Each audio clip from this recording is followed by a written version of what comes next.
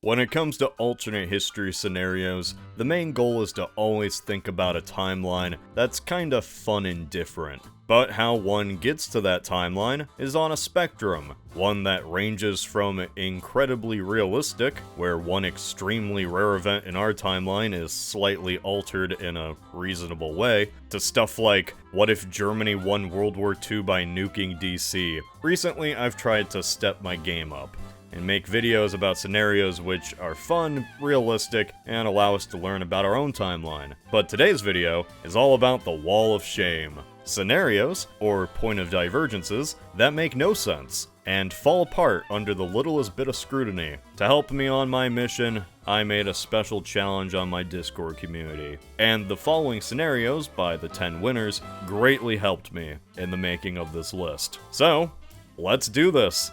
Before talking about some unrealistic scenarios, you know what's more realistic than you might think? Looking back into the past. Your own past. Your own heritage. Actually, not your heritage, my heritage. The sponsor of today's video. I love history, but there's nothing quite like researching the history of yourself. Is that narcissistic to say? I don't know. And my heritage gives you the tools to easily uncover stones that haven't been turned in generations. Gives you a great sense of perspective of how you got here.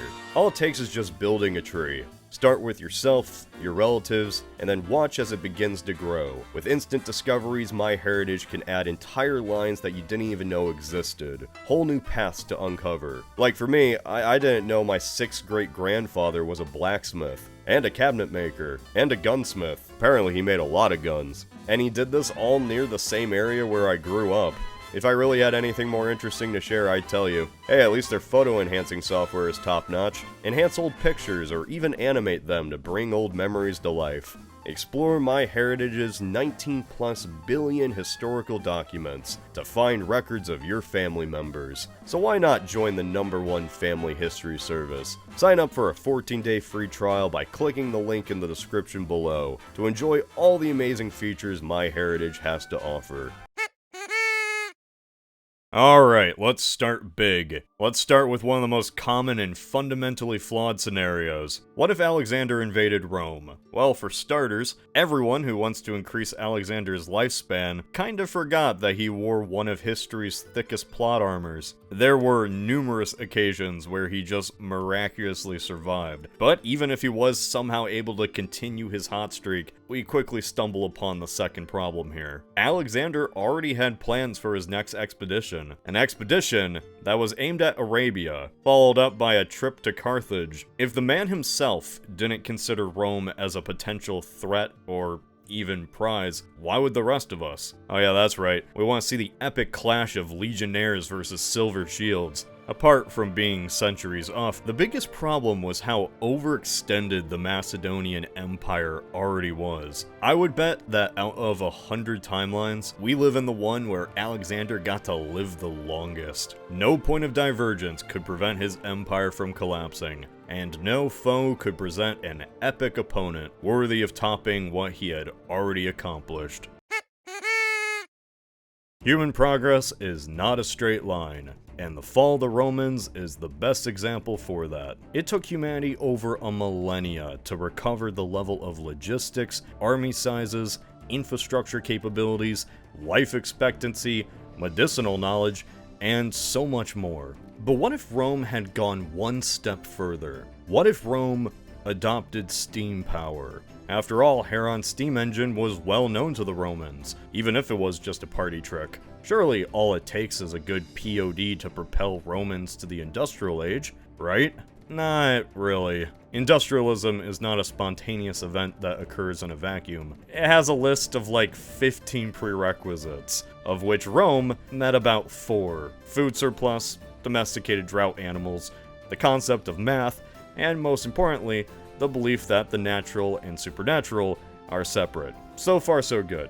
But going down the list, there are some crucial steps that the Romans never came close to achieving. Ancient Rome failed to find the connection between physics, math, and engineering. They also had no sophisticated economic theory. This is a big one. And any society that dabbles in slavery is kind of cursed with stagnation. Without a relatively strong middle class, and class mobility, industrialization is little more than a distant dream. When we add to that the lack of machine tools, calculus, capitalism, and the scientific method, the amount of divergences we need to make for this scenario to work in the first place becomes unbearable. There is a bigger chance of the Nazis developing a nuke than Rome ever utilizing the steam engine. Keep in mind that while this goes for Rome, this can also apply to ancient Greece, China, Persia, and Byzantium. So, sorry Jimmy, no steampunk wars for you.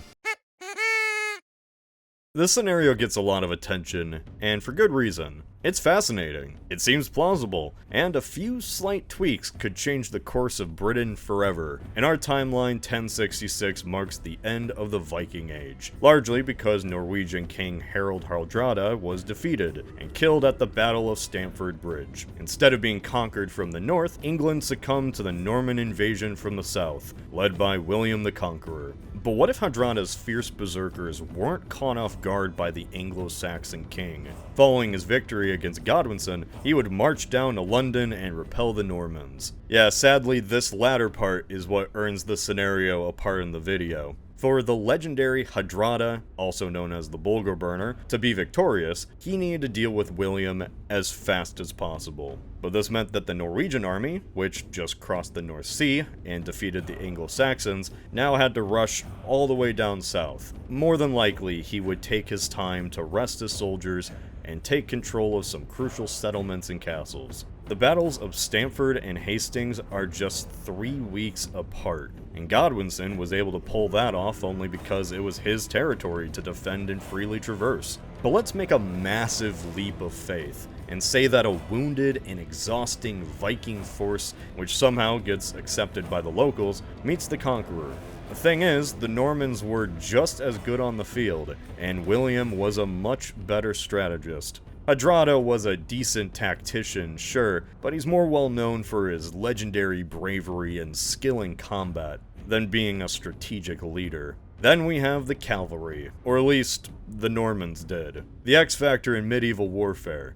The tanks that dominated the meta until the advent of gunpowder. No amount of Viking war paint and fury could stop the charge of the heavy knights. And ultimately, even if Hardrada did meet William in battle, history probably would have played out similarly to our timeline. The Heavenly Kingdom of California. Los Angeles? More like Laos Anji. That was terrible. Yeah, no, the Ming treasure voyages are amazing in their own right, but they were never about colonization. The goal was to build giant ships and sail to known civilizations, so that everyone would acknowledge the superiority of Chinese pottery. This was a vanity project of the Emperor, who, let's face it, had more resources than he knew what to do with. And like any enthusiastic hobbyist, once they die, I don't think their next of kin is going to continue dumping cash into their 40K collection. There was nothing the Americas, or the rest of the world for that matter, could offer the Chinese and the Confucian religion, which unlike Christianity didn't put heavy emphasis on evangelizing others. China really didn't care about others. The American West Coast is twice as far from Asia as the American East Coast is from Europe, and it has half the value of the East Coast. Instead of fertile lands and navigable rivers, you get mostly mountains, desert, tundra. All in all, even if the Ming had made it to America, they probably wouldn't have seen worth in it. Sadly, as cool of an idea as it is, to the Ming, it would only be a terrible idea. Actually, to the Ming, it wouldn't be an idea to begin with. Alright, so instead of China going east, what if the Aztecs did? Like, they load up their jaguar warriors on big canoes and somehow sail to fight the Spanish. Probably don't even need to explain why this scenario isn't the most realistic, but let's do it anyway. Let's say that first contact doesn't work out for Cortez. He dies. But unlike that one video I did recently, this timeline goes even more off the rails. Imagine, if you will, the Aztecs invading Europe. Ignore the lack of seafaring tech needed to even reach Europe in the first place, somehow they make it. So what if they had Well, one, the mindset societies like the Aztec or Inca even had regarding war was just completely different than that of the Old World. Flower wars were more about tribute and influence, rather than direct control and subjugation. It wasn't really in the Aztec mindset to conquer this land to rule it. The main thing they would do is kidnap the losing soldiers and civilians for sacrifice. Kind of a less efficient but more horrifying version of the Barbary pirates, I guess. Because unlike pirates, who have muskets and iron swords, the Aztecs still have, spears, obsidian spears, maybe a few captured muskets, but that's it. And they'd have to use that to try to conquer Spain. I almost feel like a buzzkill bringing this one up, because it's just a neat little fictional idea. Why am I bullying it? But no fun to be had in this video. We have to be entirely serious and say that Jaguar warriors couldn't possibly conquer early modern Europe. Hope you learned something. On face value, this scenario is pretty interesting. The POD being Prince Albert dying a little earlier than in our timeline. Queen Victoria never receives his advice to find a diplomatic solution to the Trent Affair. As a result, the Warhawks and the British ministry stoke the flames, seeing an opportunity to break the rising economic potential of the United States, leading to the UK siding with the Confederacy. But here's the thing. Regardless of what the ministry wanted, the voting members in Parliament were not keen on going to war with the states. Trade relations between the two countries were strong, and only getting stronger. The North was a huge importer of British manufactured goods, and exporter of raw goods fueling British factories. The idea that the British textile industry was dependent on southern cotton is kind of an overblown generalization. Britain diversified its cotton industry in order to benefit from its vast colonial empire. Egypt and India could easily replace any losses as a result of the Union blockade. There was just too much good business between the two, across all levels of society. But enough about money. Would you really believe a scenario in which an increasingly anti-slavery Britain aligns itself with the slave-owning South after Lincoln's Emancipation Proclamation? Britain would have to fight a war that its population disagreed with over moral virtues. Only a decade later, the atrocities committed by the Ottomans against Bulgaria led to a huge public outcry. This tied Britain's hands, forced them to abandon their pro-Ottoman stance, meant to keep Russia at bay. And we already know that Britain was very unhappy with the French intervention in Mexico. Keep in mind that a war with the Union wouldn't be a simple expedition. It would require a vast amount of manpower and resources. Canada would become vulnerable to an invasion, and the Northern Ironclads would offset the power of the Royal Navy. A good, realistic scenario where the Confederates still win is probably out there, but this is certainly not it.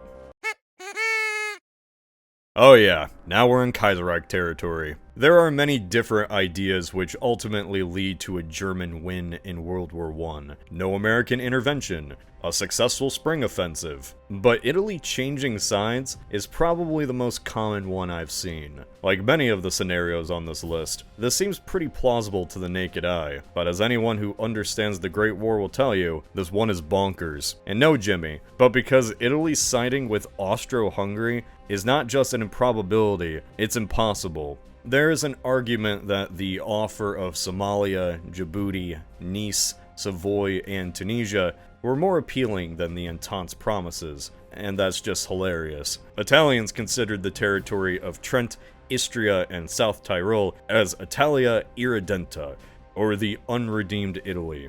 Unlike southern France, these territories had many Italian speakers. Additionally, the Treaty of London in 1915 pledged a ton of land in the Dalmatian coast and even Anatolia. Despite being in the Triple Alliance with Germany and Austro-Hungary, that was a purely defensive alliance, which wouldn't force the Italians to go up against a coalition with considerably more naval power. In 1914, the fragile Italian economy was dependent on American, French, and British imports, particularly coal. The South still relied on subsistence farming, and Italy also imported large amounts of food from France. By joining Germany, Italy would risk a total blockade of the boot. They would have to face a more powerful French army, suffer economic collapse, and essentially give up its claim on what they considered rightful Italian lands, all of which would be done so they could aid the aggressor who offered them fewer rewards.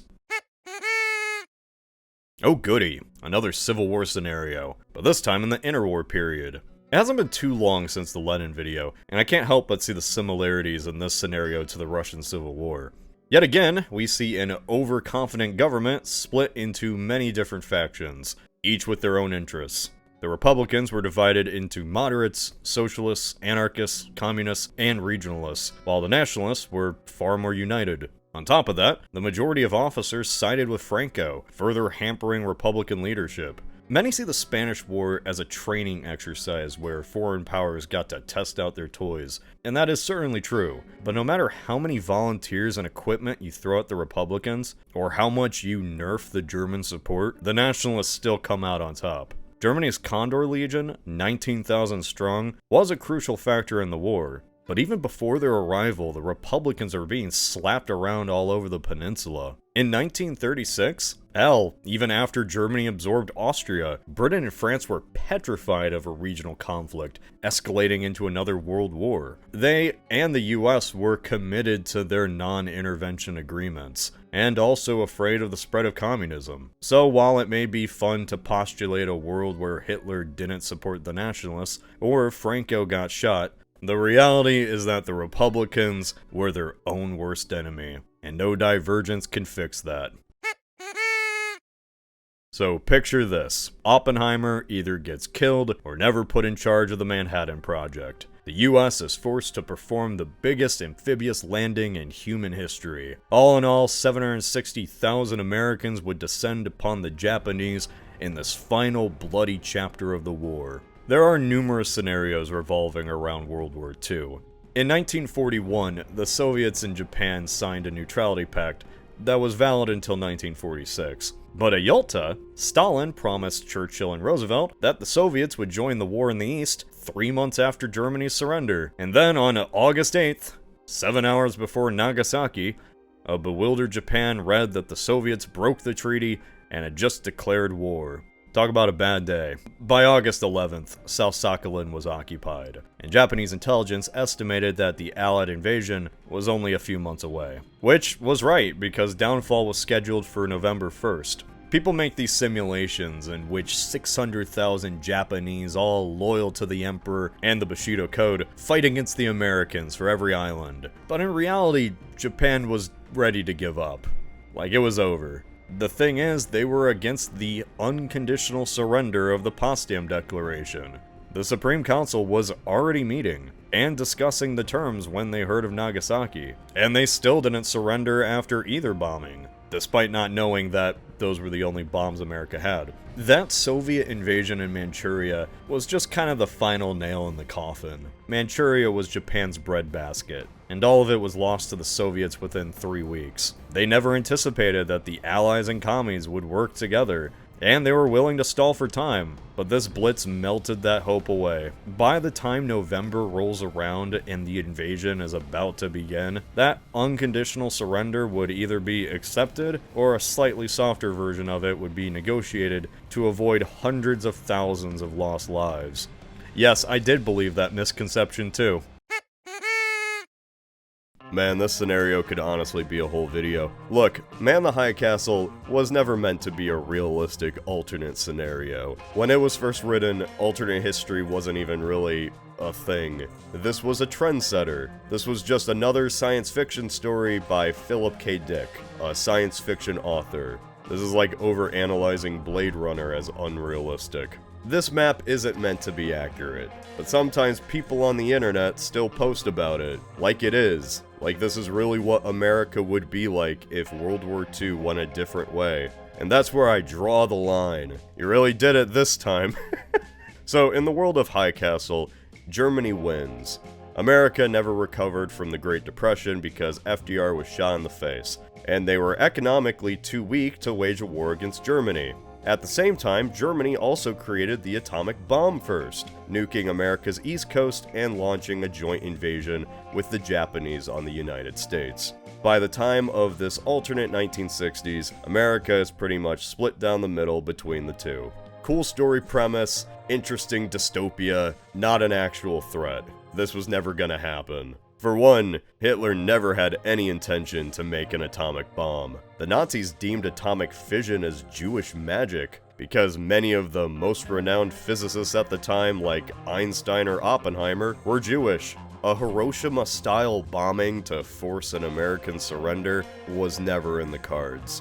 And really, this was something that would always be held over Germany's head, whether they won the war on the ground or not. But this isn't about Germany winning World War II. Oh no, this is about this scenario, this map.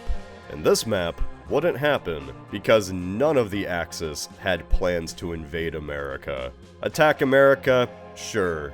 Japanese raids on the West Coast, if somehow the American Navy just failed. Bioweapons, German U-boats terrorizing East Coast shipping. Yeah, sure, I guess. But there was never any plans by any nation to land troops in America and actually conquer it. That wasn't even in their war aims. Japan wanted America to back down so they could create their empire in Asia, and also kind of get revenge for cutting off their oil supply. And Germany wanted America to stop aiding Britain and the Soviets. The US really stopped both from achieving their conquests, but it was never a conquest itself. It's America. It's huge. Had the war gone differently, the US would have still remained untouched. It would be politically isolated, assuming the Axis even remain in power, but territorial-wise, it'd be the same. North America is literally a fortress. It is an ocean away from all of its enemies. There is just no possible way that Japan or Germany, even at their height, would have been able to land and successfully invade the United States. If you want to have a more realistic scenario that still has man the high castle elements, you could maybe imagine a world where the United States itself has a fascist revolution in response to the Axis victory. Like, the old American government falls and the new one is ideologically allied to the Nazis, Henry Ford style. So there you have it, 10 scenarios. Did I spoil the fun? I sure did. But that's sometimes fun in itself. Thanks to all the Discord members who took part in the competition for this video. The 10 winners even got their own custom little guys. Look at them go. Once again, special thanks to MyHeritage for sponsoring this video. Sign up using the link below and begin your family discovery journey today. This is Cody of Alternate History Hub. Oh yeah, check out the Patreon, it's really cool, there's exclusive videos and stuff